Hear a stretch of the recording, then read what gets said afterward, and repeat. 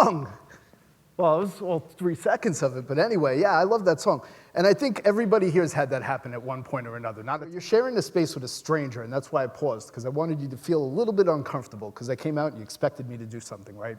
But when you share a space with a stranger, you're not comfortable, because the brain doesn't know what to anticipate. It anticipates anything could happen, so we're a little more on edge, a little more off-put. But then music comes into the play, and suddenly the energy between you changes, and it can make amazing things happen. You can take the shyest person in the world, and you play their favorite song, and in the presence of, I don't care how many people, they'll start going off about it, and they'll start trying to tell you why it's their favorite song. And if it's your favorite song, too, oh, God, then it's one of the greatest things ever, right? You're instant friends. Well, what if you have a passion for something that's not a song? What if you have a passion for astrophysics, or string theory, or string cheese, for that matter? But, yeah, I like string cheese. But what if you have a passion for something that I think anybody at TED could appreciate? What if you have a passion for an idea? So the brain fires off all these things, and it tells you, oh my God, with this idea, you could change the world, it'd be amazing, you should do this. And then, and giving Stephen Pressfield cause to write his great book, The War of Art, the brain deceives, and it tells you, you shouldn't do that, they'll never understand, they won't get it, don't do it, it's safer. Our dreams are safer when we don't share them. So what would happen if half of the dreams that we hear about in this world that became the ideas that changed the world were never shared? Not a lot of things, and the world would be kind of boring. And I have always wanted to change the world, because from a young age, I had 2 loves, Angela and Monique. I was 5 years old, but that's another story. My first 2 loves were photography and music. And photography came a little bit later than music, which is odd because I'm a photographer, if you haven't figured out by now. Well, music at 5 to 7 years old, there was a lot of it coming into my life. I came from an Italian family that loves to share. And in my basement, in the finished basement that we had in the home where we grew up in Staten Island, my grandparents had fashioned into the wall this cubby hole, which was like a shrine to music. It was carved into the wood paneling of the walls. It was the 70s.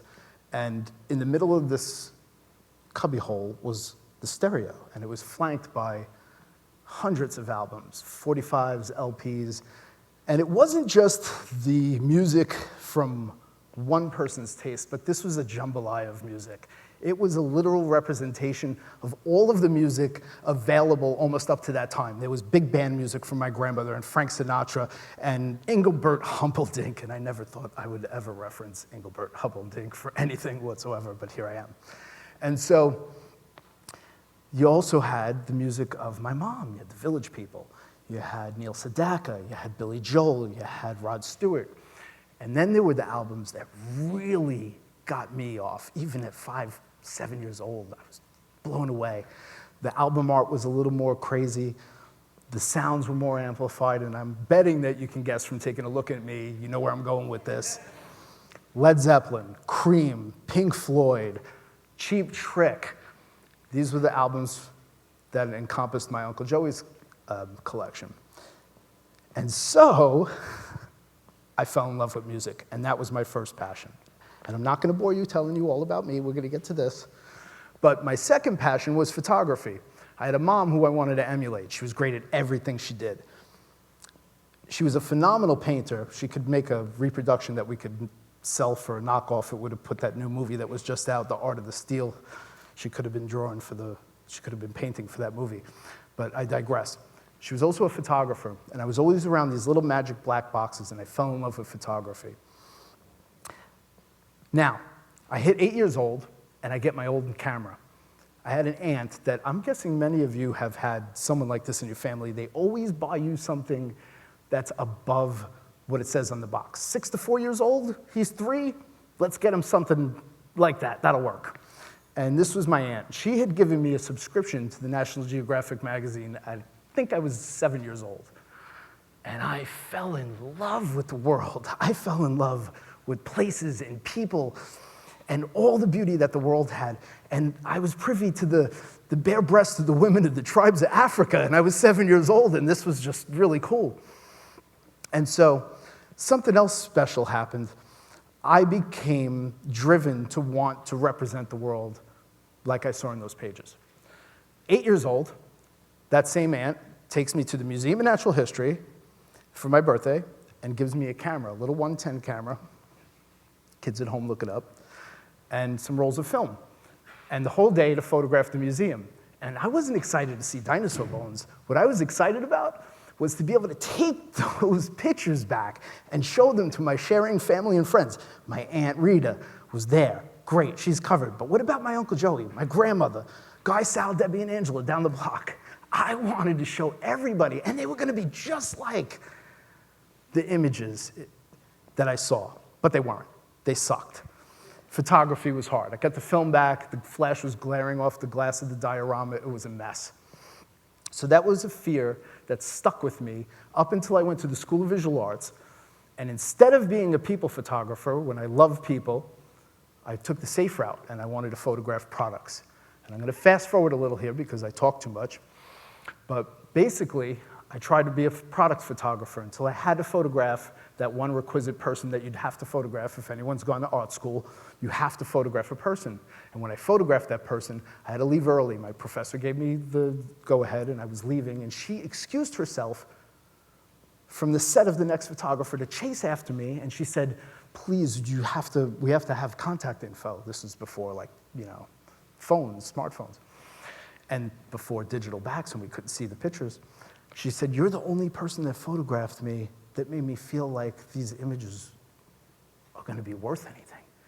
And a weight came off my shoulders, and product photographer turned portrait photographer. So that feeling was great. And to go on through my career and have those feelings of being able to please one person was great. But what if I could change the way everyone felt, the way anyone that had a dream felt? I'm getting choked up. So finally it hit me. And I created a project that I'm blessed to be able to share with you here on this stage, where ideas are born and discussed and talked about. It's called 6 Beats of Separation.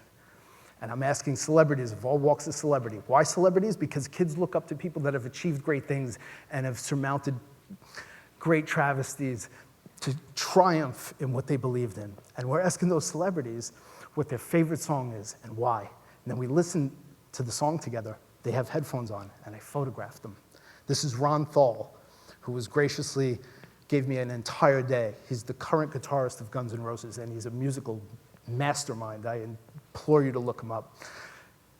We also photograph a second camera in sync with the first, so that when we pick the 6 images that will be offered, that will be sold, with the charities going to each charity that the celebrity chooses, sorry, I'm stumbling, all the proceeds of which will go to, we can then look and see the exact moment that that photo was taken. So these kids can look, and these collectors of art can look and see and connect to that moment, connect to that expression, and connect to that exact second in the song. They can play the song and be there. And these are some of the pictures, if we could just flip through, because I took the stage without. Now, Ron's song, this is a sample of the posters. Ron's song was about depression. Initially, he wanted to choose a song about the Beatles. He said, the Beatles set me off. But as we talked more about the project, he said, could it be a song I wrote? He had suffered with depression, and this is why you see this somber look. And when the project goes live early this summer, I invite you all to see and get the whole story. But basically, it was either stay medicated and not be depressed, or go off the medication and not have his creativity suffer. And he chose the later, the harder road. And he went on to great success. And I think that's inspiration. I want to invite you all to stay with me on this journey I'm embarking on.